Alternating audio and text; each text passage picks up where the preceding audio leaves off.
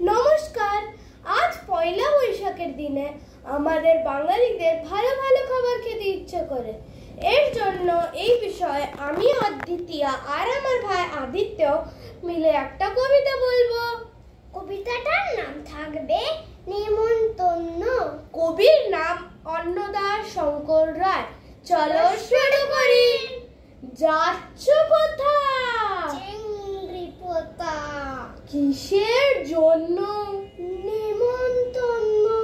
বিয়ের বুঝি? না বাবুজি। কিসের তবে? ভজন হবে। শুধুই ভজন? প্রসাদ ভোজন।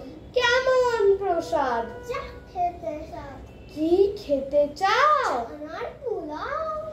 ইচ্ছে কি আর? সরপুরি আর আহ, কি আয়েশ! রাবড়ি পায়েস। এই কে বলি? ক্ষীর কদলি। বাহ, কি ফলার! সবরি কলার। এবার থামো, সুজি আমো।